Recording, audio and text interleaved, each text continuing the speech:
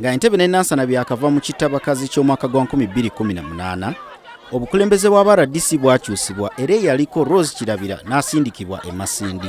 Noor Njuki n'amuddira mu bigere. Being appointed here at Entebbe is not a joke. Okuva olwo Entebbe muzangande badde temukkiriza kutuula anti bingi byakyuka. Emirimu omwali okussa mu nkola ebiragiro by'abakama be ku COVID-19, okulwanisa obubbi, emivuyo ku ttaka n'ebirala byali bimutakuza mutwe. This is to keep people's life. Tubuuza nti emyaka 4 Noor Njuki gy'amaze ng'omubaka wa President Entebbe gigasizza abaayo oba bavuddeyo nga bamwekokkola. Bino tubirambuludde ku Entebbe Today ku Lwomukaaga luno. Era badde bagenda kuba Mutebi n'ateekako omubiri n'ebikwatoli. Era gemazima era mwebale nnyo kutwegattako neera olunaku olwaleero lwa mukaaga ng'ennaku z'omwezi 2 era tubaniriza mwena abatweyunzeeko amakya gano era nga bulijjo tutudde wano ku Lake Victoria Hotel mu Entebbe okubeera nti twogera ku nsonga za Entebbe. Nga bw'owulidde eyo mu 2018 oluvannyuma lw'ekitabakazi ekyakyaka ennyo mu bitundu by'e Nansana ne wano mu Entebbe twalaba enkyukakyuka mu ba presidential representatives oba bayita ba RDC nti omukyala eyaliwo Rose Kirabira yatwalibwa mu bitundu by'e Masindi ate ne batuleetera RDC omupya Noor Njuki. Bwe twogerera neera Noor Njuki gwe bayita mukwano gw'abangi era ate bagenze okumukyusa era kudda mu bitundu by'e Masindi eyo. Naye bwe twogerera olunaku olwaleero twagala kulaba ebumu ku bitonotono byasobodde okolera abantu ba Entebbe. Tulabye ate COVID bwe yajja bintu bingi nnyo byakyuka, lockdown nejaawo, kafyu nebeerawo, naye nga omubaka wa president of course yali alina okubiisa mu nkola nga bwe byali bimuweebwa. Ebimu tetumanyi oba abamu baafunako ku mbooko oba abamu tebaafuna n'abasobodde okubeera nti obviously basiima obuweereza bwe. Olunaku olwaleero negatiddwako omusajja Hajj Noor Mbabaali mwenyini ali ku katebe wano ate ku ludda luno ne chairperson wa Entebbe Division B nga ye Richard Sechondo kubeera nti tutunuulira tukuba torch mu buweereza bwa RDC n'okumusiibula obulungi kuba nze ng'omuntu sina kulaba nnyo bibi byakoze mu Entebbe kwe kubeera nti omuntu bw'atyo omusiibula bulungi nnyo. Naye njagala kubawa buli omu dakiika emu abeere ng'alamuzaako kuba tulaba ku mukutu batulabira online n'abantu b'Entebbe. Kantandikire ku ludda luno ne chairperson wa Division B Sebo lamuza kuba tulaba. Mbalamusizaako nnyo bannaffe abali ku TV amakya ag'olwaleero. Mwebale gyonna gye muweereza, mwebale nakwekuumira ku mukutu guno. Hajj Bannantebbe ndowooza bakulabako tetumanyi oba leero lwe lusemba oba onaafunaga akadde okomewo balabeko naye buza kuba tulaba. Bannantebbe mwena mbalamusiza ne bannayuganda okutwaliza wamu. Ekyo Sebo tekyobuuzizza nti oba lwe lusemba nedda Sebo nze ndi mu Nantebbe era mbadde ndi mu Nantebbe naye kyolala ndi mu sub district Kitenda awo ninawo amaka kale sirowooza nti ngenda kuva muno. N'olwekyo nja kubeera nga nzijamu mu Entebbe ate nyinamu ne baganda bange bangi waliwo mwanyinaze Salaayi tulina muno ba family yange bangi ate namwe emikwano gyange. Sinsobola kubeera nga ate namwe mbavaamu. Ekirala mwami Sekyondwa naye musajja muzaale wa wano era relationship gye nfunye mu kitundu ky'Entebbe y'amaanyi era abantu bewaffe beesunga okulaba nga bajja emmotoka zigenda kulumulukuka zijje nsuubira okolayo omukolo ewaffe Masaka naye era mujja kubalaba nga baze.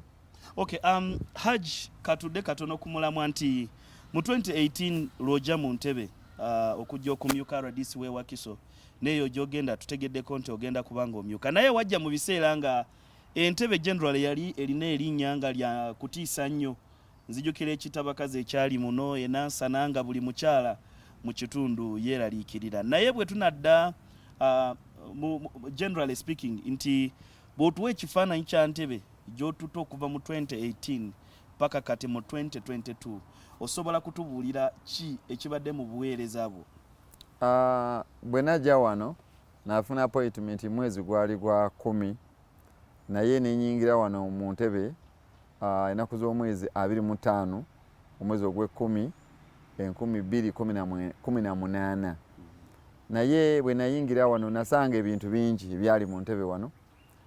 Ekisooka security eyali nga erimu okuzungazunga n'abantu baali balina obulabe okwemulugunya ttaka lyabwe baali balitwala, naye nasanga ekintu ekyansoomooza ennyo nga nakatuuka wano bwe okubeera nti abantu b'Entebbe nabasanga nga tebaali bangu okusobola okubagatta okola nabo, naye waliwo n'omulabo omulala eyaliwo nga omulabo oyo amazeewo abantu bamuyitanga threatening violence, poliisi yasibanga abantu. Waliwo omulala bamuyitanga malicious damage, ebyo ku ttaka byonna. Yes, omulala ne bamuyita criminal trespass.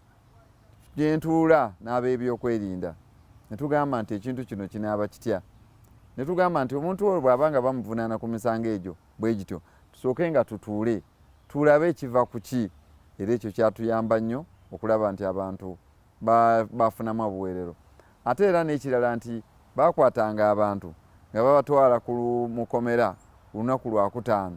Kati ku lwokutaano olwo ssaawa 11 banka ziba ziggaddewo, kati omuntu okusobola okumweyimirira nga tekisoboka. Kati nga bamutwalayo ku Friday, ku Saturday, Sunday bwe yabeeranga alina obusobozi. Ku Monday bakolanga PW gye tuyita production warrant, ne bamugyayo ku Lwokubiri oba ku Lwokusatu. Kati balina obuyumba obutono obwo obulinga toilet. Babuzimbangako, omuntu yagenda okuva mu komera ng'akazimba bakoze eki bakazimbangako. Kati bakazimbangako genda okukajjawo ng'ate keetagisa court order. Abantu bano bwe mulaba abalina ebibanja tebalina ssente.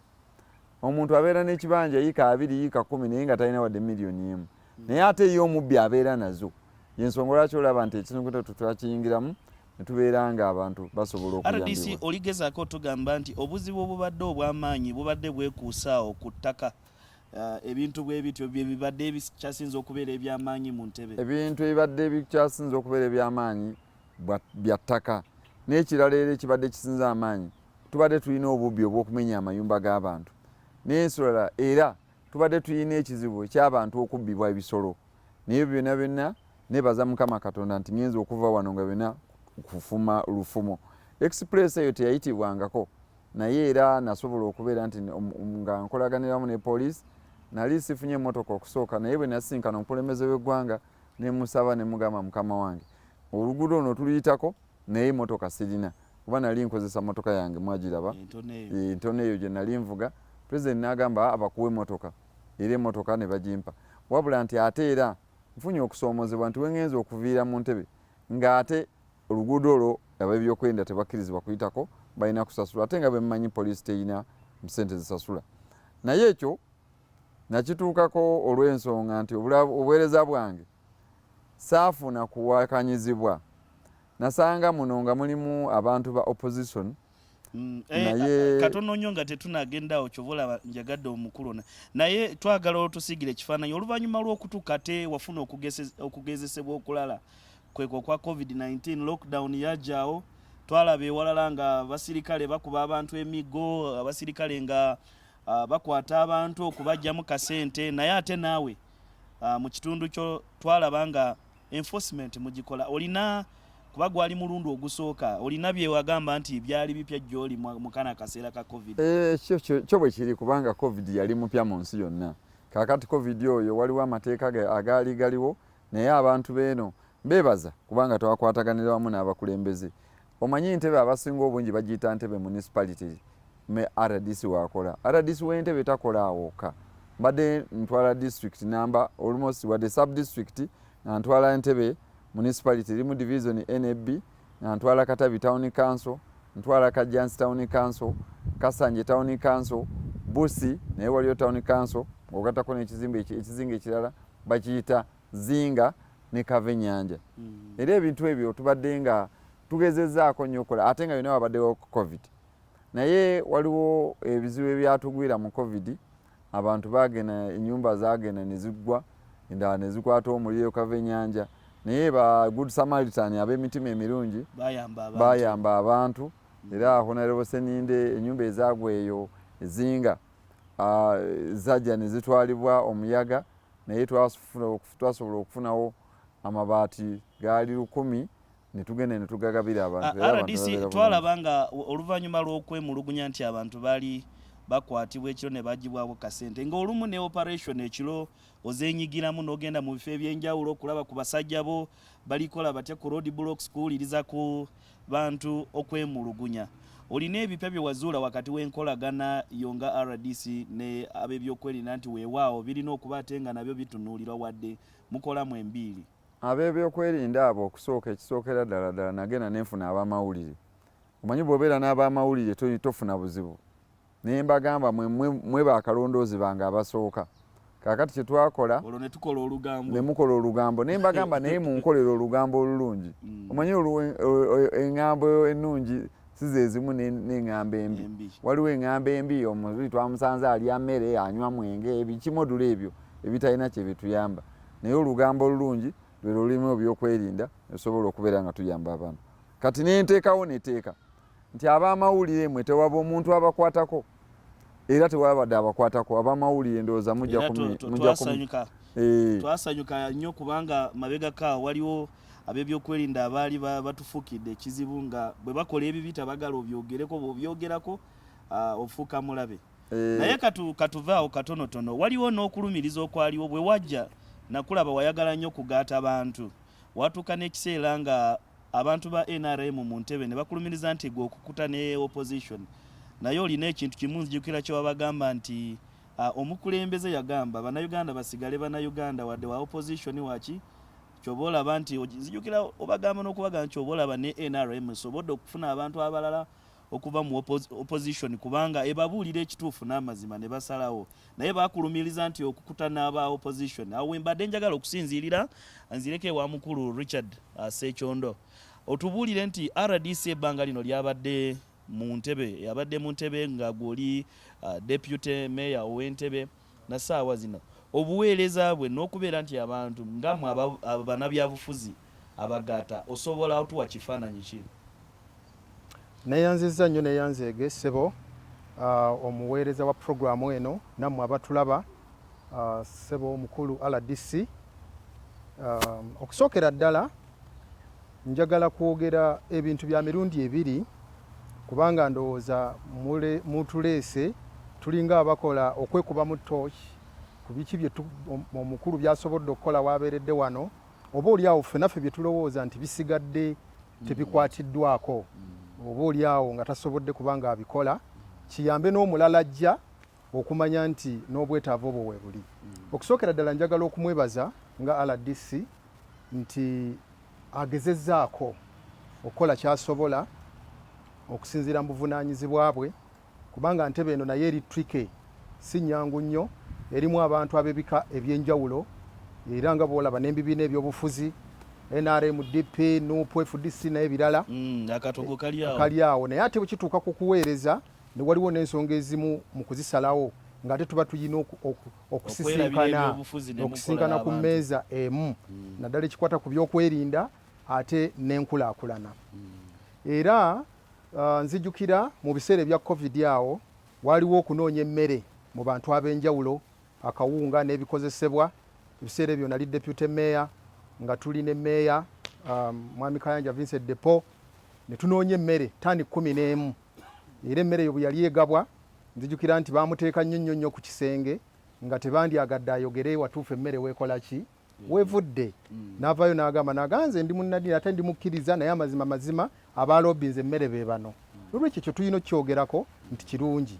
Ekyokubiri waliwo okutabiikiriza ebyobufuzi ate mu nkulaakulana. Ekyo nakyo kizze nga kitutataaganya nnyo.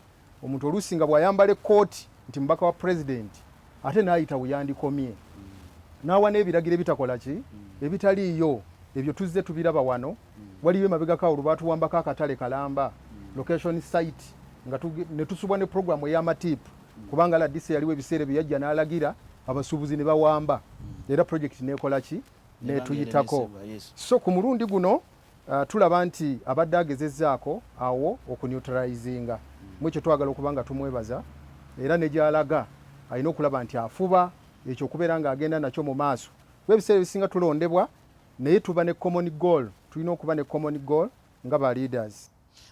Katono nnyo nga Snap tukimanyi nti goli wa Democratic Party RDC muna NRM naye ebiseera ebisinga abadde tatera nnyo kuvaayo kwolesa langi na mwoyo gwe naye atera nnyo kwogera ku bintu ebiruma abantu nakugamba nti kino kirungi kino kibi kyobola nkugambye nti bamulumirizaako n'okumulumiriza nzijukira bulungi nga bagamba akukuta nnyo n'emmeeya Kayanja ekyo nakiwulira naliko n'abamu ku bantu besitagenda kumenya amaanya wano naye nga bamulumiriza kyobola nkugambye nti yavaayo n'agamba nedda wadde ndi wa NRM bano ba Democratic Party naye banantebe fena tukolera bulungi bwa Ntebe ate ye n'ayagala nnyo Ntebe okusinga abaali bamuno mu Ntebe kuba ye munajja mukola buweereza mubaka wa president kyobola wankubuuziza ne nkugamba nti mwe mulowooza nga bana byabufuzi ab'oludda oluvuganya gavumenti mubadde musanga obuzibu ne RDC ya bagamba mu Luganda nti gwakanga misana kakiro tabulamu unzijukira nze kyenyinza okujjukira kuba kinyina nakyo nenkikoonako waliwo incident emabega keeyo nga tulonda mu byabavubuka bwe bampisiza obubi ennyennyenya aba security abamu bali muleeya abalala bali ba poliisi batukubye kabangali ebyobufuzi bera akalwera kayiise ndaba nti awo oluusi olumu ate bamuoverpoweringanga kyenyinza okugamba baluusi twamuloperanga neno olabanga oluusi okugira commandinga olumu nga kizito wamu kati awo ate oluusi twasangangamu okunyigirizibwa tuga nti tulowooza wano yandibadde ayimirirako naye nga challenges eziba mu office naye yamanyawo kiyali akola ki ate kiyali ayitamu naye nga mbi n'ebirala olaba nti wabaddewo okuwuliziganya ensonga bwebaawo n'ogitwala ng'agiwa obudde ekirala nga essimu ekikulu ennyo essimu nga ne bw'ogimukubira ekiro ate bw'asanga ko missed call era kkubira Haj omukulu anayogedde ku ensonga eyo nnyo lumu naffe twali tukubuuzaako twajja mu ofiisi yo nga tukubuuza interview ne tukubuuza nti abantu abakola mu byobwokwerinda tuba tumanyi nti goba commandinga sina commandinga naye goba oyogerezeganya nabyo kituuka ku mbeera kikulaba nti waliwo abantu abakola ebikolobero ebirabikanga nti tebili regulated bulungi nnyo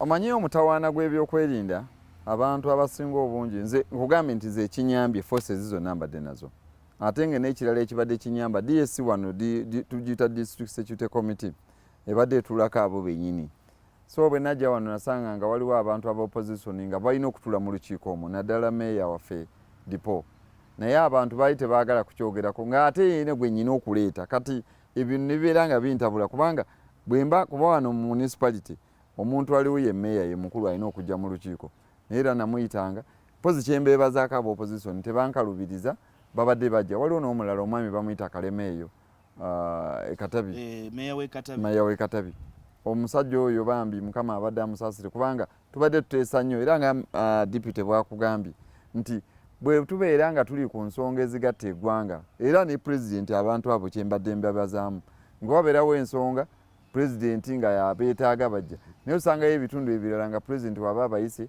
tebaagala kugendayo beefulira ddala bo baŋŋamba etya naye ekyo ekirala nze okusoomoozebwa kwe mbadde nsanga abantu abamu balina fitina naddala omuntu okulaba nti omuntu ali ne muntu gundi ffe singa NRM teyakola bwetyo olutalo tetwali luwangudde naye omuntu okukolera wamu era okukolera wamu okwo kubadde kundeetera ebizibu bingi nnyo abantu ne batuuka n'okulowooza nti sibaagala naye bakama bange mbeebaza nti ensonga babadde bagiraba ne bagamba Haji kyakola kye kituufu era mbutuufu ngezezzaako okukola naye nange ndaba nga ebintu bitambudde bulungi olina kogamba nti kano wali ogezezzaako naye kabadde kakukalubiriza mu buweereza bwo mu Ntebe mu buweereza bwange mu Ntebe ekibadde kinkalubiriza ennyo bannabyabufuzi babadde balina omuze oguyombayomba ogwerwanyalwanya naye ng'ate mu Katonda yansaasira mu bukakamu bwange ne mu experience gye mbadde nayo Ntebe yokka mu Uganda yetaafuna demonstration era tewaaliwo kwekalakaasa wadde n'omulundi n'ogumu era abantu tebeekalakaasa ekibuga kibadde kirimu emirembe era okwekalakaasa okwaliwo kwali ba NRM be bakuleeta naye ne tubakakkanya ensonga n'esobola okuggwa era abo bannayuganda bonna kye babadde bambuuzaako ensonga za covid nazo zatambula bulungi kubanga abantu twagezaako okubuulira abasirikale ti abantu bayisa bwe bati babayisa bwe bati era ne tubeera nga tutambula bulungi era abantu ne baddewo ababodaboda abakuva Kampala badde bajja ne bambuuza era kakati nga bala ebya boda ebiriwo naye gwe Entebbe ogikola otya abantu bo tebakayana abantu bakola be bate sigamba nti tebakayana bukayanyi naye kibadde kiva olw'okubeera nti tukolera wamu manyi buli w'abantu bobeera nabo n'obatuukirira ekintu kibeera kitambula bulungi n'olwekyo kakati ne gye ŋŋenda Mukama Katonda bw'anaaba nga asaasidde wonna omukulembeze w'abantadde kubanga bwe tuba tusayininga amabaluwa gaffe tugasayininga nti bonna bwe banaakuteeka Yesu waliwo abantu nga be mugamba nti omuntu omukulu oyo deputy mayor sooka chairperson waffe owa division B ate n'ekyo omuntu tayagala kukyogerako nti chairperson waffe gwe tomwagala nti okyogereko naye nabo bali recognizinga president waffe President Museveni nti yaliwo kakati President Museveni wabeera nga wali ate nga naye ye chairperson kakati ekyo tekirina makulu olina okumuyita ekitiibwa kye n'okimuwa era nze okuwa abantu ebitiibwa kyekimu ku bintu ebinyambyo okubeera nisobodde okufuga abaana abaali babba abantu wano ku golf course wano twalabawo stretch ene yavanga ku State House wano byali bireese erinnya binnyo abalambuzi abagezaako okutambula mu Entebbe wano nga babasikako obusawo olumu n'okubakuba magezi kige mwasalawo tulaba ennaku zino bikendedde oba bikyaliwo abo twabagobera ddala omanyi omutawaana abantu b'Entebbe abaana abatera okubba ababbi abatera okubba mu bitundu tebabeera bawala ababbi batera kubeera nga bazaalirwa nabeeyo naye nasobola okutambula nentegeeza abantu beno nti abaana bamwe be babba naye gwe tunaakwatako ajja kukitegeera waliwo obuvubuka bwali obuvubuka mu 7 eyo twabukwata eyo mu Kitoolo ne bulonkoma bunnawaabwo kati nze ne bagamba abazadde ne bajja ne bagamba abaana baffe tebannabakubba ne mbagamba mugende mu babuuzi bwe bagenda ne bababuuza ne bakkiriza ddala twabbye naye bo baali bamanyi nti nze ngenda kubata naye era abantu ab'emitima emibi mwebali omwo mu Kitoolo omwo mukama wange olujabirira ne bagamba nti twali kibi kubakwata ne mbagamba nedda bwe mubeera nga mwabadde mubbi tulina okubakwata era ne tubasiba twabasibira ddala era wenviridde wano mu Entebbe nganze ebintu by'okwerinda omuntu bw'aba alina ensobi gy'akoze tumusibira ddala kubanga njagala nkutegeeza kasubye namwe temubasiba lwakutaano alekwewozaako afulumeyo ku lwokubiri no kakati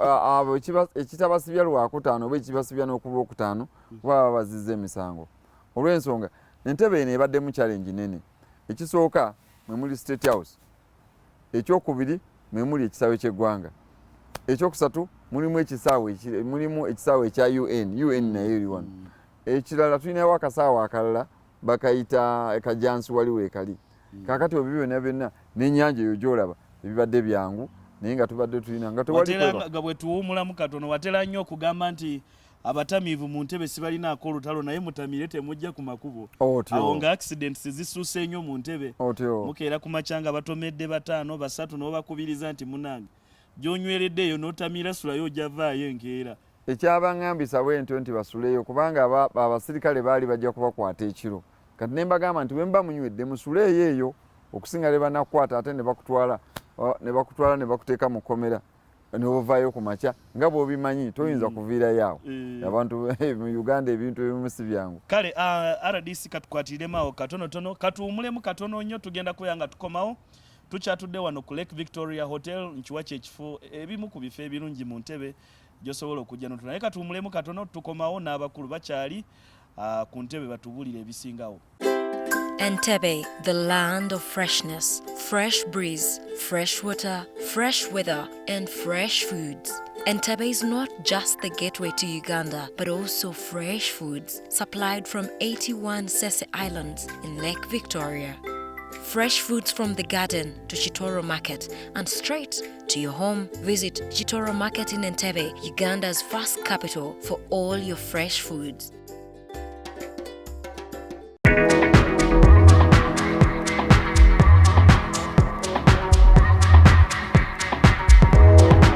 Welcome to Entebbe.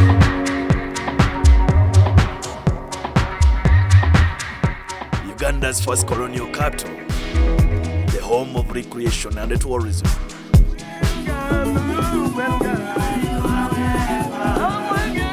Meet its welcoming people and enjoy the fresh winds from Lake Victoria. mwebale nnyo okusigalako tukomyewo nate kuva mu kuwumula okwo naye era tukyalina abakulu RDC Noor Njuki nga kati saawa zino asiibula bannantebe neera ku ludda luno ate chairperson wa division B Richard Sechondo kubeera nti twogera ku nsonga za Ntebe okukuba tochi mu buweereza bwa RDC omubaka wa president okuva mu 2018 paka 2022 naye mukulu Sechondo RDC nga tugenda mu kuwumula abadde alina ebintu byayogerako bingi nnyo byasobodde okukola mu Ntebe n'ebimu byalowooza nti byali biyamba abantu twagala gwe nga munantebe otubuulire ebintu ebimu byatumenyeddeko ebyokwerinda ebyokugaata abantu gwe bw'obadde obigoberera na kiki kyosobola kwogera ku nsonga eyo. Kyenyinza okuba nga ndowooza nnyongerezaako oba RDC byakonyeeko ffe challenge gye tusinga okusanga eba yakugatta bakulembeze abalonda ab'obululu ate n'ab'ebyokwerinda. Ekyo kisoomooza nnyo nti olumu ate ab'ebyokwerinda basala ne bava mu layini eri eya professional yaabwe ate ne baagala okukizannyanga ffe abali mu political parties. Naye nabo batuuze mu Ntebe. Batuuze naye ate tebakkirizibwa kujja mu partizan ki politics. Ekyo olumu kitutawaanya era olaba n'ebibaddewo oluusi mu kulonda ng'akavuyo akaliwo mu byo bya meeya n'omuntu mulamba n'afa wano kwegamba nga ate abaliidinze n'okukola ekyo oluusi tujagendayo naye kuba ensonga eri mu kooti sagadde nnyo tugiwe alight nnyo kuba mbimanye ebintu bya kooti ne procedure yaayo naye ebirala ebisuuka ku ekyo kyolowooza nti nabyo ate byetaaga essira ayogedde ku baana ababadde babbawana amasimu g'aba lambuzi n'ayogera ku bintu ebyokugaata ab'Entebe bannabyabufuzi okubeera nti benyigira mu buweereza so sindi nakindi kwenyigira mu kuteekawo ate embeera yakusika muguwa kuba oli wa NRM n'ebirala bwe bityo. Ekyo nakimwebazizza dda nnyo era mmanyi ndowooza y'ensonga kyekimu kiyinza okuba nga kyebatunuulidde ogga nti kebakole ki kebabe nga bamwongerayo n'okusigala ng'asigala mu buweereza ekyakikoze okulaba nti ffenna atuwuliriza. Ekyo nakisiimye dda nnyo era ndowooza ekimu ku byendaba nti nakyo kibadde critical yadde nga bamututte tulowooza n'abalala banaatandikiraawo nti okubeera nga ffe tusuza number 1 mu Uganda President Museveni kikulu nnyo okulaba nti community y'Entebe efiiringa nti president asula wano nga mu bino ebya social corporate responsibility okuddiza ku kitundu ffe twandibadde nga ne watali kolasi batudduukirirayo ku butaala okuva mu state kubanga ne budget yaffe naye oluusi eddoboozi lituuke mangu eddoboozi nga lituuka mangu nga tulowooza RDC ng'omubaka ayanguyirwa omuga nti mukulu Ntebe bw'ayimiridde ebimu ku bisuubizo bya president ng'oluguudo lwetolola ekisaawe ky'ennyonyi lwa nfuufu naye ate president bwe yali olumu mwekalakasaako mwalekeraawo nzijukira lumu okukavaringa kaawo nga mwekalakasa twali tugezaako okutuusa ddoboozi tekwali kwekalakaasa naye nga kwegamba abantu baali banyiivu so waliwo pledge eyo naye tulowooza ti RDC naye bw'anaafunamu ku kacaayi naye president sebo mukulu bagamba bw'onaafunayo akakopo ka caayi awo n'omukulembeze omujjukiza ebimu ku bintu bye yeeyama omukulu bw'agamba. Emabega awo president yabuuza ebintu tubadde mu ggwanga lyonna nga tugenda kuba president yayagadde okumanya bizuubizo ki bye yasuubiza mu campaign byataatuukiriza eyabadde number 1 oluguudo olwo olw'ekigungu era sebo chairperson nkukakasa nti oluguudo olwo lugenda kukolebwa wano tetwalinayo nnyo bintu bingi byakolebwa kubanga oluguudo lw'ekisubi nakawuka nateete then nakawuka kasanje mpigi ebyo president yalagira dda yamala dda okusayininga balukole era tusuubira mwezi ogwokuna lugenda kutandika naye kati oluguudo olwo lwa kigungu olwetolera ku airport lugenda kukolebwa bagenda kuluyiwa kolasi president yali nga abuuza biki byataatuukiriza bye lumu ku bintu ebyo byayagala okumanya era sebo wenviridde mu Ntebe nabiwaayo. Ensonga endala era president gye yatuukiriza yali yagamba abantu okubawa ekidyeri wano Nakiwogo Busi era ekidyeri ekyo wenviriddeyo nawandiika ebbaluwa ng'asaaga naye ebbaluwa ne bagiddamu era abantu be Busi Zinga nabo bagenda kufuna ekidyeri. Katono nnyo mujja kukwatirira maawo negatiddwako omunange John Akero tutegedde nti ali kwogerako n'abamu ku bakulembeze mu NRM neera nga bakuba tooki mu buweereza bwa RDC. Noor Njuki. John, if you can get me, what exactly are you talking about and what can those leaders tell us? Thank you, Ivan. Good morning, our viewers, and Joanne, as always. And today, it's been an interesting discussion already with I think now we can call him the former deputy RDC of Entebbe sub-district, Haji Njuki. And today I'll be interviewing a senior cadre of NRM, National Resistance Movement. He's also a local leader in Katabi Town Council. He stood last year for the position of the chairman of Katabi Town Council. Some people say mayor, but some people say sub-county chief or sub-county chairman. He's called Mr. Tom Byarugaba, and he's in this show today because he's a senior cadre. He knows what happens. He's a businessman. So obviously the things that the former RDC did, or deputy RDC did, touched his life. You're welcome to the show, Mr. Byarugaba. Thank you very much, madam. Good morning. Good morning. How is your day? My so day is far? fine. It's good. Okay. It's a nice day, sunny, and quite interesting. Okay, now, the issue today, we're talking about the legacy, what Haji Njuki has been doing. Already we have heard there were allegations in the last election that he was divisive. He divided National Resistance Movement candidates and did not just affect only Entebbe municipality, because we saw the mayoral elections, but then also we saw some bits of it in Katabi Town Council. Is it true that are these allegations true? That he was hobnobbing with opposition? For instance, for your own case, do you think this happened in your election as Katabi Town Council mayor? Well, I can only say that, first of all, the RDC, as referred to Haji Njuki, was an administrator in nature. And being a person who is a cadre, a person who served as a soldier during the Bush War days, he was a person who was partial. He was a balanced man, and did not 100% alienate with the movement 100%, no. He was balanced because he came in as a leader who had come, to put things right in different aspects. So his alignment to NRM, I can say, was underground. It was about 80%, and on top we couldn't display it. But those of us who knew him, we knew that he's 100% NRM. And basically he came in to make sure that he mediates and litigates, make sure that both people, as an administrator and RDC, was supposed to unify. And probably even I saw him too much of bringing people back, bring people into the NRM party. And probably I can only say that Entebbe has a lot of NRM in it. And I can say in Entebbe, where he was an RDC, NRM was almost 90%. Because you saw the winners were all big, NRM people.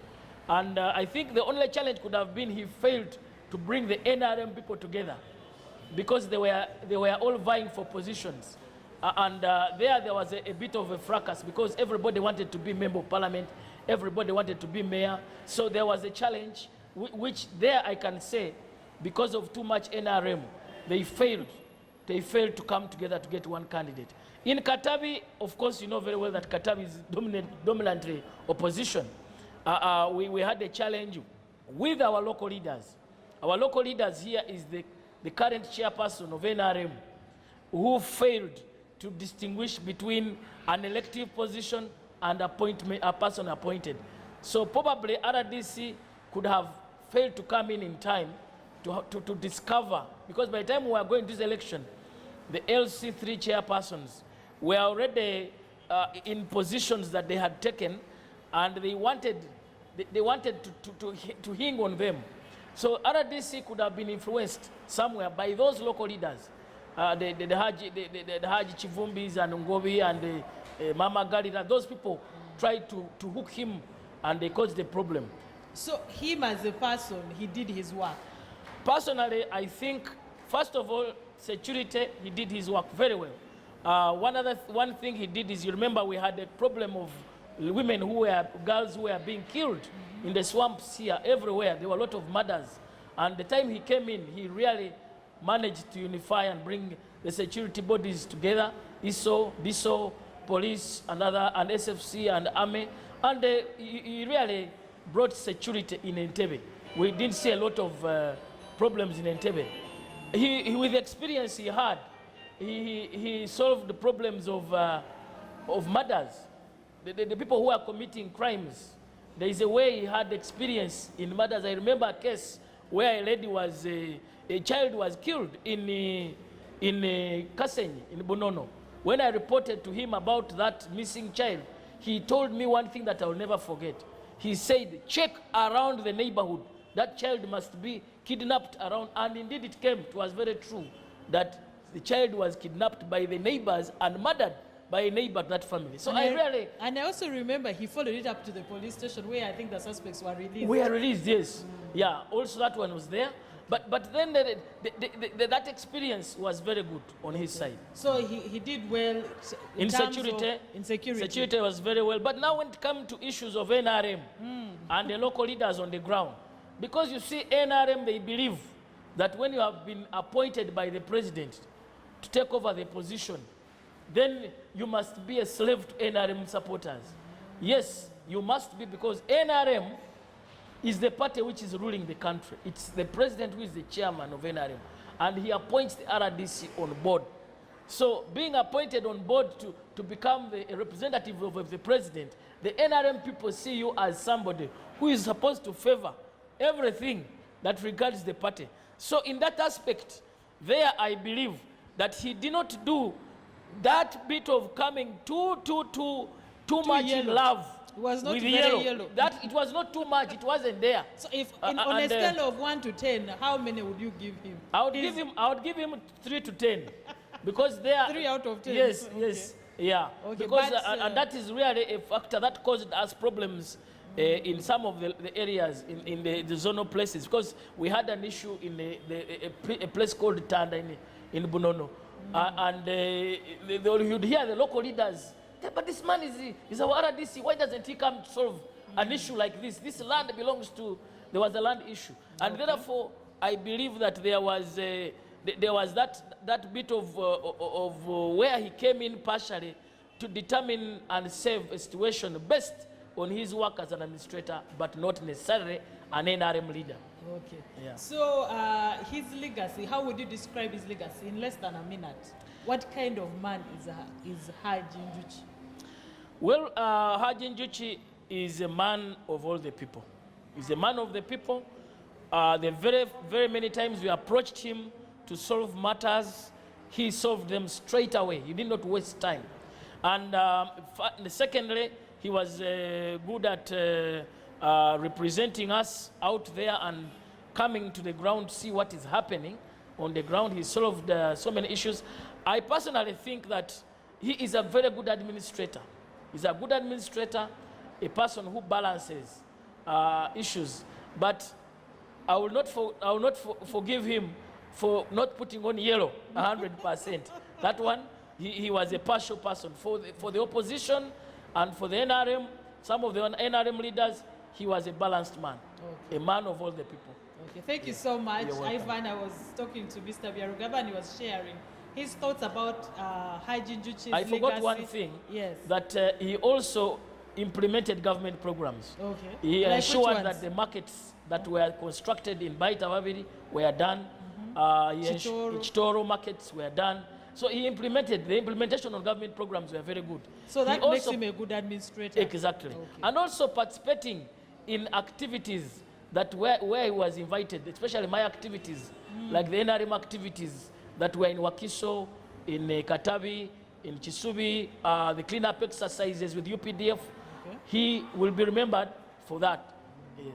Okay, so I was talking to Mr. Byarugaba and he was giving us his thoughts about the legacy of Haji Njuki in Entebbe, his tenure here, the things he has done. He came at a time where there were murders, he's explained all that, but when it came to the election time, he was tried and he's been tested, and I don't know what he will say about the score he has been given, 3 out of 10, but yes, that would be 30%, and I hope that we wish him well wherever he's going. We wish him well in Masindi. the oil city. So Yes, yeah, yes. probably he's in the right direction, and we hope that he will come back as a visitor in Entebbe. That's it from me, Ivan, and it has been great from here in Katabi.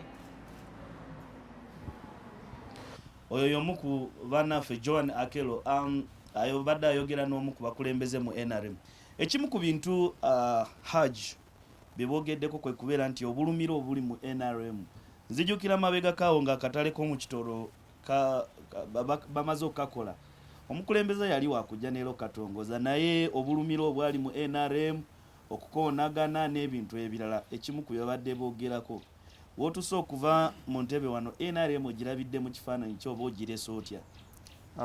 Wentukidde okuva wano omanyi ne mu kiseera ekyo president yali ayagala okujja okugulawo akatale era enkayana zaabwe zatandikira awo mu Kakungunta ng'omu agamba ffe twagala okusisinkana president abalala si twagala kusisinkana president. Mbatengezaako okubawa ekifaananyi nti aba NRM bonna baba ba NRM naye ng'ekyo bo tebakikola tebakikkiriza. Era wenjogerera waliwo gurupu emu yo nvumi buvumi evuma buvumi abantu ku social media okwo nevuma ye bo babaira mu kuvuma ekyo kiba kifaananyi oba NRM bwetyo bweri.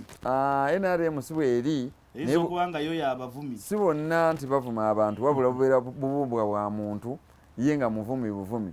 Era ekyo kireese nnyo obuzibu mu NRM yonna ate babadde batuweera obuzibu. Manye NRM bo nga abantu balina obuzibu buli bumu obutakkanya bwabwe ate babuteeka ku bantu balala.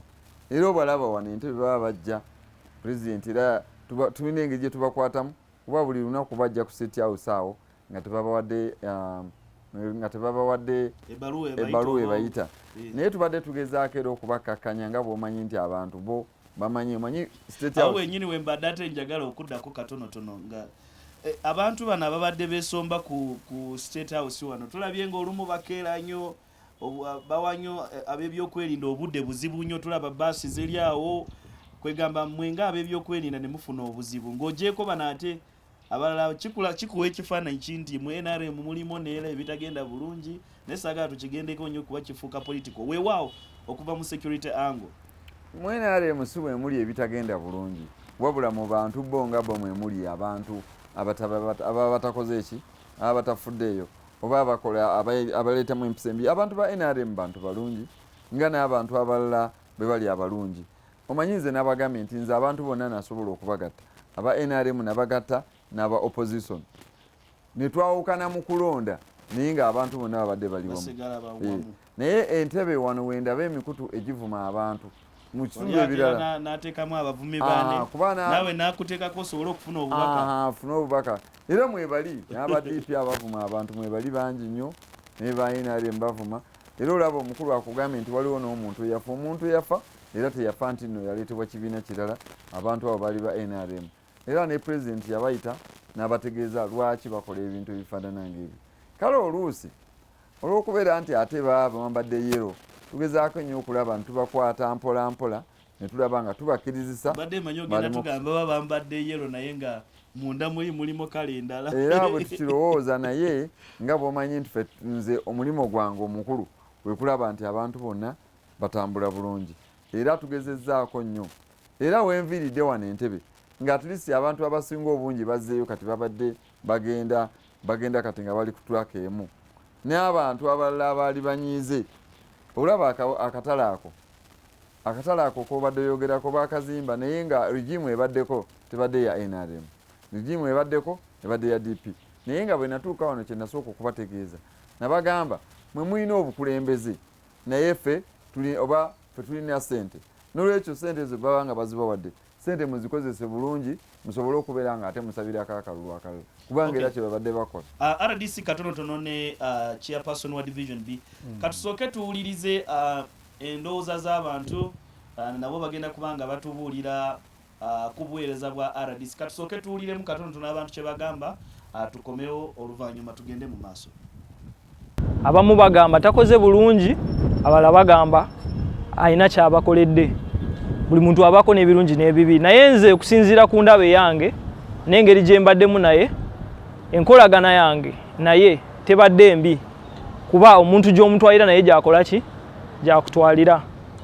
Bannantebe abamu bafunamu obutakkaanya naye ku lw'ensonga y'ebya covid eyavaako ebyokugaba emmere mu kaseera mwe bali bagabira emmere ya covid nga bagamba nti yeekubira ekibiina kimu eky'opposition era kye yali ayamba abenaremu nga bagamba abaleseewo tabakoledde.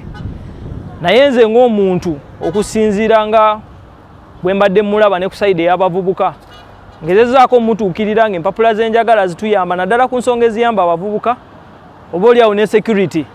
Mutabani we nga yamukolera emirimu kati ekyo nga RDC twali tusuubidde nti yali badde alina competence nga RDC bw'alina okubeera n'akola emirimu gye egimuweebwa ssemateeka ne Local Government Act kubanga ekisooka alina okumonitaringa emirimu gya gavumenti egikolebwa central government ne local government. Waliwo ne local government ebizibu byebeera nabyo RDC byalina okuripotingira owa Ministry of Local Government basobole okutuyamba nga local government okulaba nti ekitundu kyaffe eky'Entebbe kitambula bulungi. Ebyo tabikoze. Naye ebiseera ebisinga ba RDC naye kennyini ebiseera ebisinga badayumanira mu ttaka mu nkayana z'ettaka azifu nti ekyamaani wa Land Committee eya district oba eya Entebbe ate nga local government zibeerako n'obukiiko bw'ettaka zibeerako LC2 egonjoola ensonga z'ettaka naye emisango badde bagitwala wa RDC okusobola ogikola ogimaliriza ogutali mulimu gwe. Kati njagala RDC ono abajja asimbire ddala emirama ku mirimu gyateekeddwa okukola nga RDC. Ezo ze ndowooza z'abantu ze balowooza ku buweereza bwa Haji Noor babali mu buweereza bwe. Naye Haji, ku bintu ebimu bye boogera bagamba ensonga ng'ez'ettaka zibadde zifuuse nnyo olumu n'olumirizibwa nti wenyigiramu okubeera mu mivuyo egyo egy'ettaka tuwulidde abamu ku bantu bazoogerako. Omutawaana oguli mu ttaka nti abantu omuntu naddala omukyamu bw'aba nga azze ng'ayagala kumuyamba ate abantu baagala nnyo ggwe bakukozesa ebintu ebikyamu naye bye mbadde sikkiriza kubanga omuntu okujja allegation zibadde zivaawo. Omusajja omu yagenda n'agamba nti RDC ayina 24 decimal naye ate RDC yamusabye 1 acre era gy'ayagala kati ng'olaba kiba tekisoboka. Era walimu twali eyo anti-corruption n'omuntu najja n'akyogera naye bali ne bamugamba naye nedda ebbaluwa eno olwoya gye wawandiise nga teyamba olina 24 decimal ate RDC yakusabye yiika nekitabeerawo.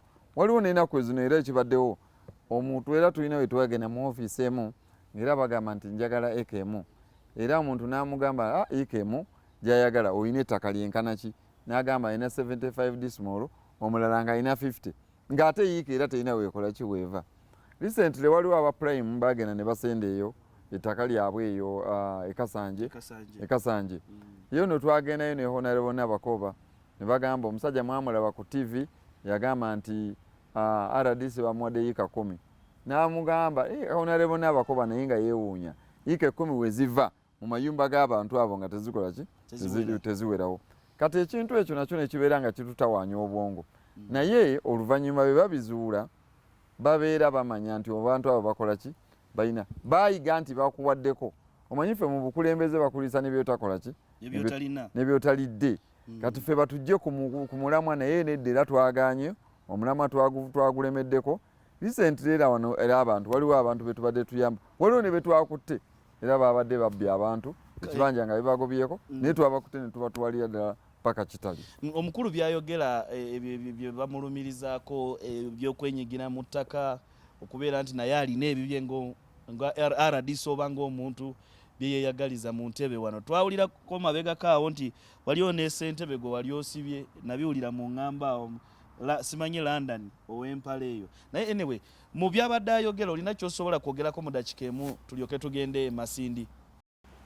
Ya kyendowooza ekisookera ddala ekyettaka kyo kikyali kizibu ate naddala leero abali mu bibuga kati jjukira Entebbe bagyerevetinga egenda mu state status 225 awo tusuubira kakati tulina ekizibu wano ekizibu ekisinga amaanyi kitandikira ku LC1 bwansi era emivuyo mingi nnyo egy'ettaka so ndowooza ne polisi efuga bano ab'ebibanja n'ab'ebyapa wakyetaaga okubeerawo embeera eyongera okusensitizinga ate n'okwongera okusomesa n'okubagatta kubanga emivuyo gy'ettaka gyo giri buli wamu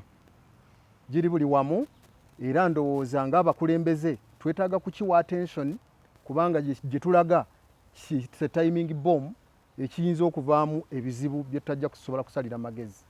Mpozi n'ekirala Ssebo kye ndowooza ekitakoneddwako y'embeera olw'okuba nti Entebbe RDC mwabadde oba mwali twetooloddwa ennyanja era ng'omulimu ogusinga gwa byabuvubi. Kati ate ekimu ekisinza okutataaganya ennyo abantu baffe y'embeera eno eriwo nga tukwasisa amateeka ag'okulwanyisa envuba embi. Niwesa nti abantu abamu bali displaced ate nga programu eyo yajja nga teteereddwawo alternative nti ono tumugobye ku nnyanja twagala okudicongestinga ennyanja ne plan B eri ki. Kati nga tuba tusuubira kyetaagisa okwongera okinyonyola omukulembeze w'eggwanga kubanga bakolera ku directive ye nti tuteekewo alternative. For example Entebbe tuyina inauguriki wano abasobola n'okwaluza enkoko ez'omutindo ne batuwa ente ku bwereere awano embalama zonna ez'ennyanja abali mu Lake Victoria Basin nebanga pilot project kuyamba babadde ku mazzi nga tubayiza alternative. Kale katono nnyo negatiddwako munange Dorothy Nyambubi okuva mu bitundu by'e Masindi agenda kubanga atusigira ekifaananyi oba atubuulire Haji Noor Njuki babali gyagenda bizibu ki byagenda okubanga asangayo era byalina okwetegeka nti bw'aba atuseeyo alina okubanga abyadressinga eri abantu. Soko otuwulire ekiri eyo Dorothy era tukwaniriza. Thank you so much, Ivan, and all viewers of Entebbe today. By name Dorothy Nyambubi, coming to you from Masindi district on this beautiful Saturday morning. As you can imagine, the news of the appointment of Noor Njuki as the Deputy RDC Masindi district is all the residents here are talking about, and the residents are expecting much from him as far as the service delivery is concerned. As we talk right now, this area has experienced security threats like safety, and with the news of the new Njuki's arrival in that area has awakened hope among residents, saying that such issues will be solved. This all is due to Njuki's achievements in Entebbe.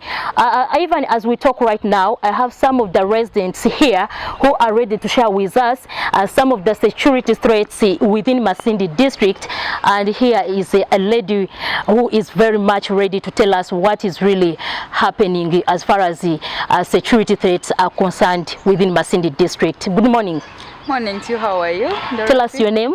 Ayobale Evelyn, and the district female youth councillor, Masindi district. Okay, as a resident of Masindi district, what are some of the security threats you have encountered?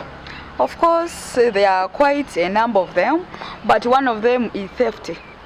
Theft is becoming rampant in Masindi, more especially people are moving into people's houses, more especially at night, and people's motorcycles are being taken away, and we've also seen land grabbing. Like I saw it last month, just here in Miria, where security people came and demolished someone's house, even they were being protected by security. So it's becoming challenging. And when I made research, I found out even those people were not notified. So it's becoming a security threat. People are not conversant with what is going on. We are like, what's happening? What's security doing? So as RDC, as the new RDC who is coming in Masindi, he has to take note of that. And him being the head of security in Masindi, he must see that the residents of Masindi, they are comfortable and free living in their land or district. Thank you. Okay, thank you so much, Evelyn. And now, how do you expect Njuki to solve these issues or the challenges you're facing as a district? Of course, him being appointed from the many, only that. It really convinces me that he does what he can, and it's not that he is doing it for the first time. I know he's coming from somewhere, and what I know, they go through a given training. So I know from those skills and the skills from the other security agencies whom he will find in Masindi, I know he will be able to handle that. But what I'm telling him, that let him consult and use the local leaders, because we the people, we are the ones who stay down there, who know what's moving on, who know which house house was robbed at night, who know whose motorcycle got lost the other day, who know that maybe somebody's land was grabbed, all those land wrangles, everything. So I'm urging him like to use the local community, more especially the LOCs, the councillors, and even the local citizens. Let him befriend them, not just staying in the office, because it's where he'll get enough information and see that security in Masindi is really at a good hand. Okay, thank you so much. Apart from that, is there any other way we can that the new RDC can solve these challenges apart from getting close to people and also reaching down to communities? What any other way you can use to see that these challenges can be solved? Of course, now we can also use the other way of police deployment at night. I remember during that time of curfew, those things of robbing houses, those things of robbing motorcycles, they were like now unheard of. But now things have started again because the police patrol, especially at night, they have somehow, I think, relaxed. So I want him to make it a point, like every day and every night, police should be moving around, and I know at least they will get those guns. So let him use that thing, more especially in the villages, because police, or it has been found that it only rotates at night around town only. But when you go deep in the villages, there are a lot of evil is going on around in the villages, and what we know, we appreciate that the police numbers, they are not enough, but at least once in a while, let them move around Masindi. I know they will get those gangs, at least one by one. And one by one makes a band. We shall get them all. Okay, thank you so much, Evelyn. This was her own suggestion and how we can get rid of such issues within the district. Also, I have a gentleman who is also ready to share with us some of the security threats within the district. Good morning. Yes, good morning, dear. Tell us your name. I'm Waviona Edward, one of the youth leaders in Masindi municipality. Okay. Yeah. What are some of the security threats within your district? One of them is we have a gang of robbers, especially in Chijura.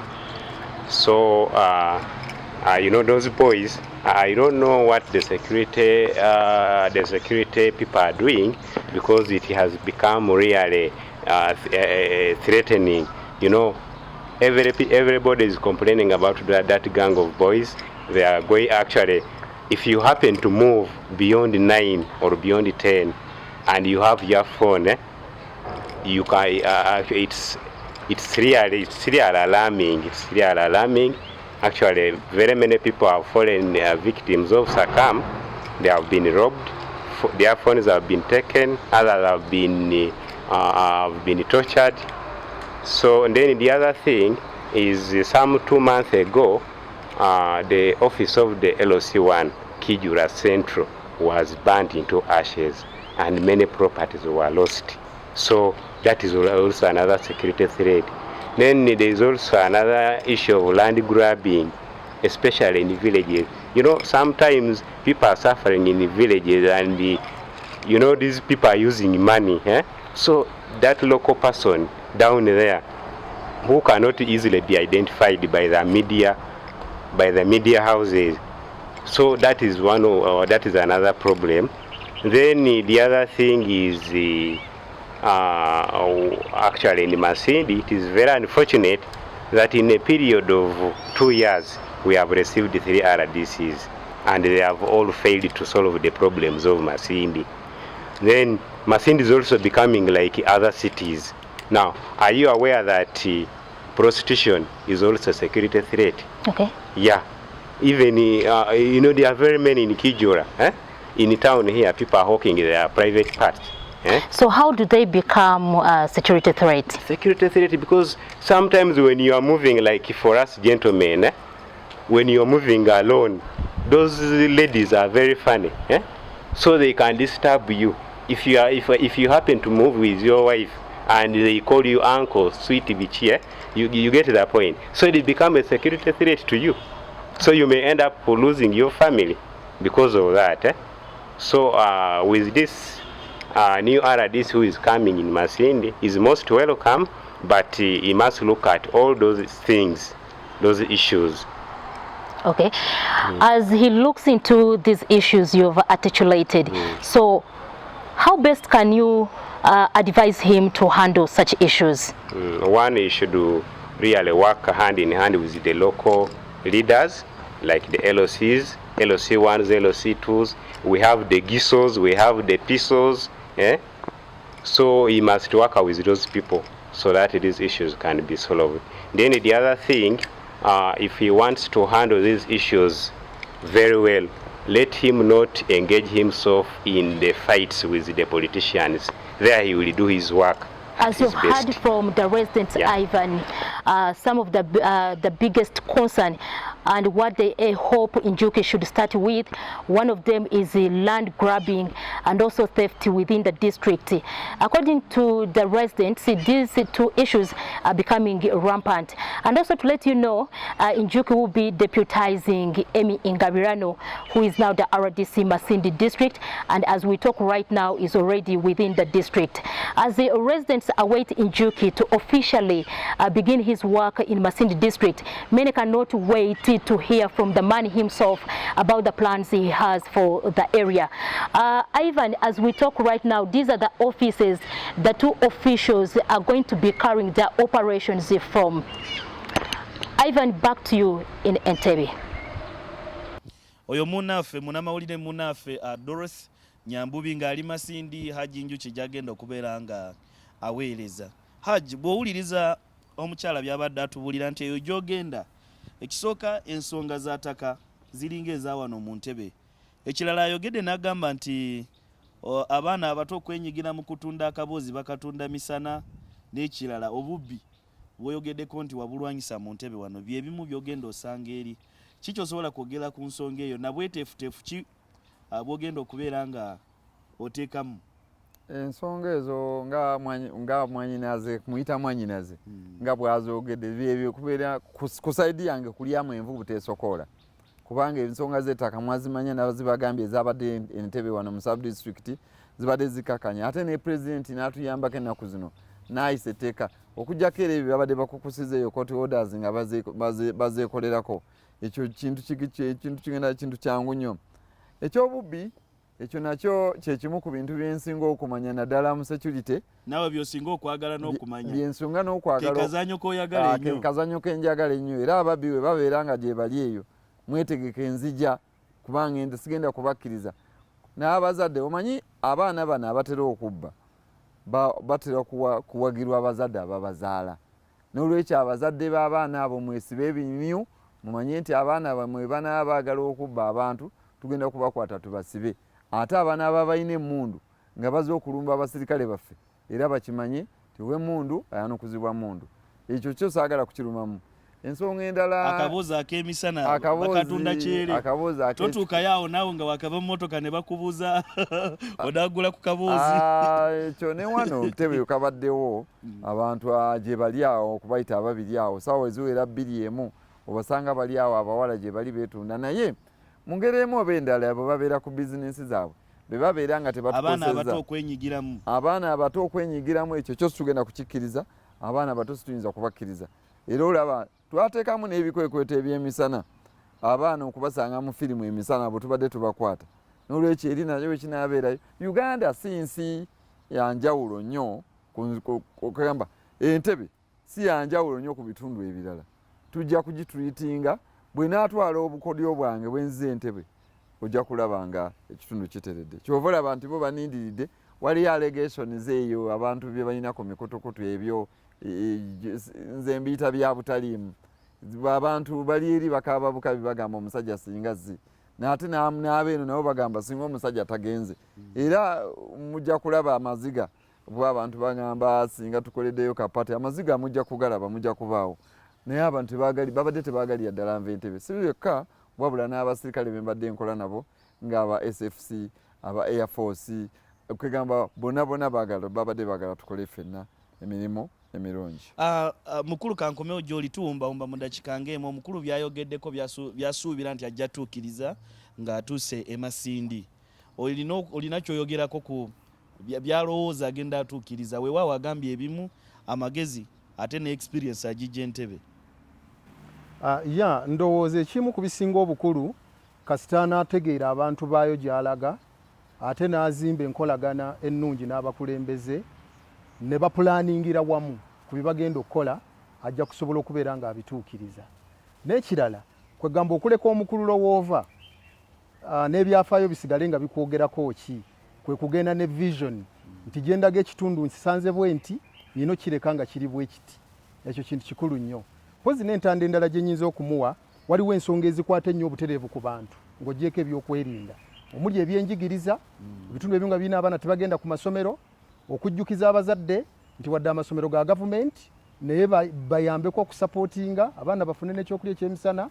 Programs endala eza gavumenti omuli parish model omuli UWEP omuli youth livelihood omuli DEG nazo twetaaga okubanga olw'okubafuna omukisa okusinkana president yeetaaga nayo okugamba amazima nti programs ezimu baziscrapinze ne bazijjawo mu kiseera nga si kituufu. Programs ziba tezirina buguma ne bazijjawo ne baleeta endala. Kati parish development model olaba sente zasaliddwa ne zidda wansi so nga ate ekizibu ekyatukubye covid emyaka mwe twayise kasinzire ku ekyo nera nzireewo RDC katono obadde supervisinga sente z'emyoga mu Entebbe ne programs endala eza government mabegakaawo nga omunamawulire twafuna okwemulugunya mu bantu nti waliwo akazanyibwawo ku municipal council abantu tebanaba kufuna sente zaabwe abaafunako abamu bagamba sente nti ate abakulu baali bazitoolako katono oba wakufuna miliyoni zo eziri eyo tugeze mu 10 ne bakuwaako nga 7 naye byali bigambo by'abantu. Twagala otubuulire wali owuliddeko ebintu ng'ebyo wano mu Entebbe no supervisinga programu za gavumenti we zibadde zitambula mu Entebbe mudakiika emu ebintu ng'ebyo tebiwulamu naddala mu ssente ekintu kye bayita ssente tubadde tubifuna naye nga kyetugezaako okugamba abantu abo bajje batubuulire naye waliwo be twasobola okukwatako abamu twabakwata babeddeyo kava ennyanja waliwo n'abakyala balala bali eyo wansi eyo oba mu kitoolo eyo era nabo twabakwata naye tubagamba omulala yalekawo ye n'adduka n'agenda abeera Saudi eyo ye n'abirekawo n'agamba abivuddemu naye bano bannaabwe tubadde tugezaako nnyo okubagamba babeere nga batambulira wamu. Omanyi abantu abamu banyumirwa nnyo ebyenjawukana nze saagala nnyo bigambo byanjawukana era ebiseera ebisinga obungi mbadde ntambulira nnyo mu kuteesa ensonga lwaki olabye nti Entebbe tebadde mu buvuyo. Sente ezo gavumenti yazibawa zaabwe zakwekulaakulanya naye ate abamu baali balowooza nti bazibawa buwi so n'enteekateeka enkyamu oluusi ng'ab'ekibiina bamala okuteeka ate ne bonyini baddamu ne batandika okwerumaaluma kubanga baali balonze chairperson ng'agenda kumalako emyezi 6 then balabe enkola ye. Ensonga endala empozi gyendaba aba chairperson ba LC1s nabo batuleetedde nnyo obuzibu babadde bakola endagaano emirundi 2 nabo nembagamba okubasiba kuba nabasangayo nga nakajja wano nga bawandiika endagaano nga bawandiikako LC letters nenkibagaana naye bino ebya ensente ezo ebyo ebimu nabikwasa CDO tewali buzibu bwonna ku municipal council. Entebbe tewabadde nnyo mutawaana Entebbe tewabadde buzibu. Okay, njagala kusooka RDC kati nkubuzeeyo ekibuuzo kimu ku ebyo byoyogedde ebiri mu Entebbe n'okusoomooza ono RDC omupya omukyala ajja ofunyeeyo ku kadde n'otuula naye n'omubuulira ebimu ku byo ku bintu byalina okuteekako essira n'okumukuutira weewaawo ebinaamuyamba okusobola okuweereza mu Entebbe bulungi mufunyeeko akadde ne mwogera. Kutwaliza wamu badde sinaba kumulaba n'essimu ye kuba tumumanyi mupya tunaba kumuwulira waabwe ali naye ndowooza ajja kujja naye nga kyenjagala okumubuulira bw'abanga aze Entebbe wekwewala ennyo bannabyabufuzi kubanga bannabyabufuzi abeere nabo bamuwa amagezi naye yeesalirewo.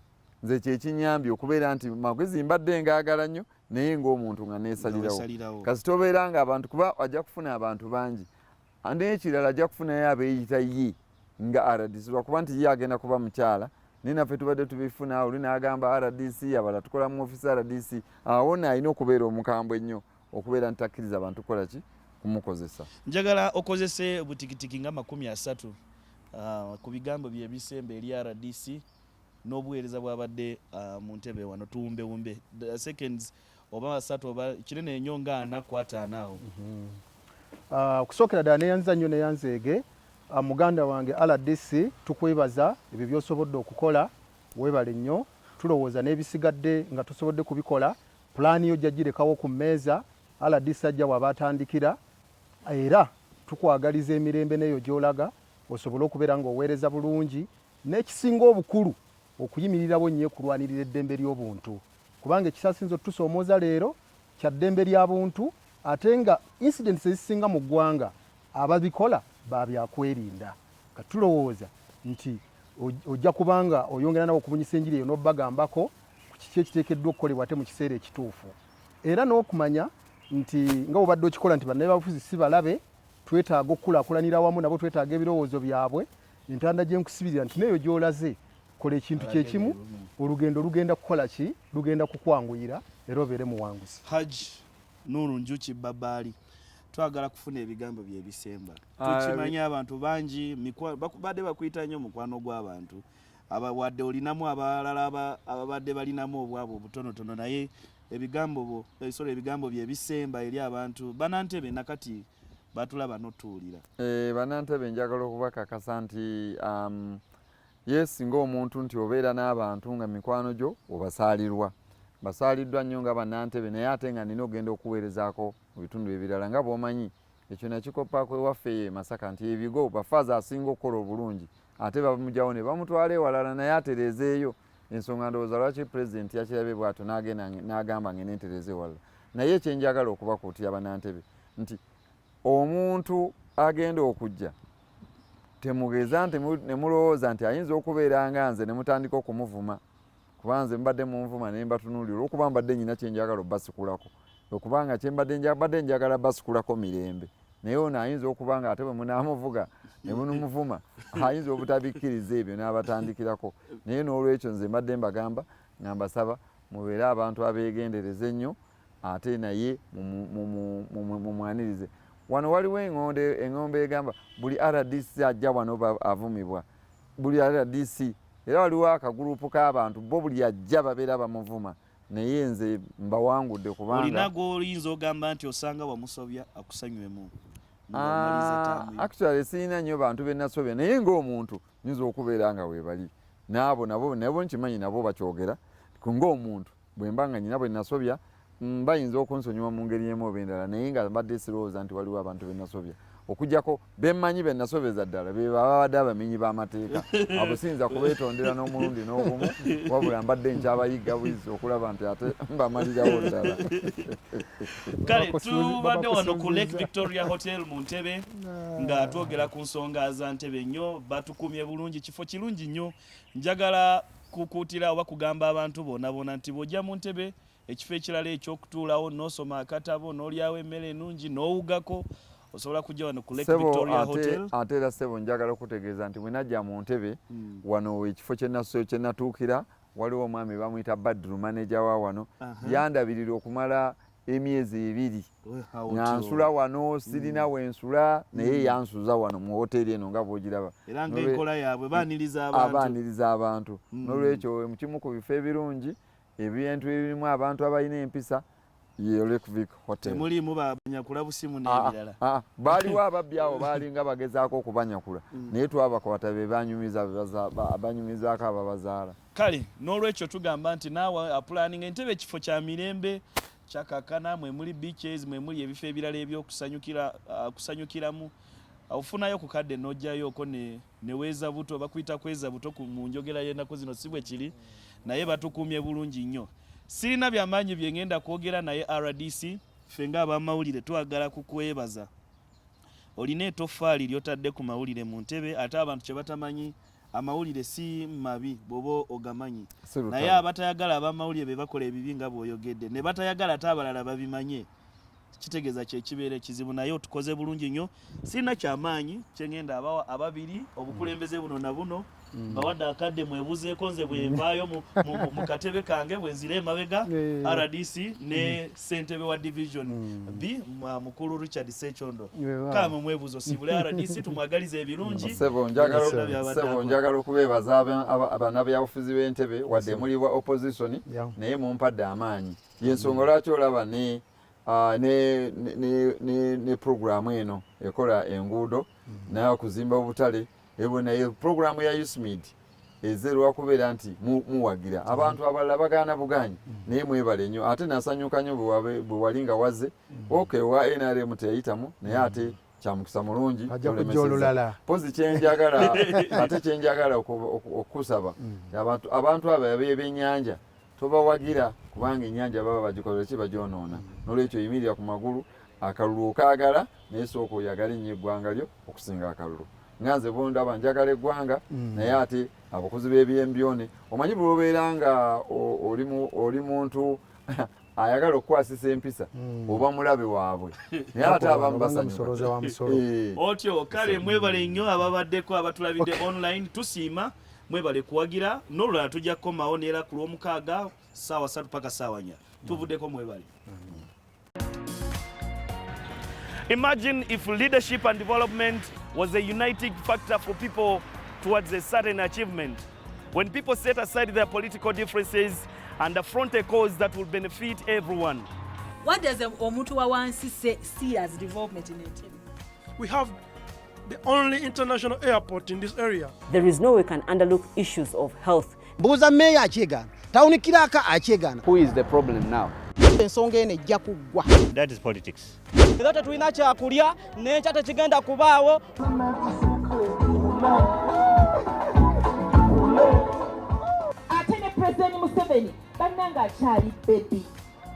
Join us every Saturday from 9 to 10 a.m. as we discuss matters in Entebbe, the first Uganda's colonial capital, and what it deserves.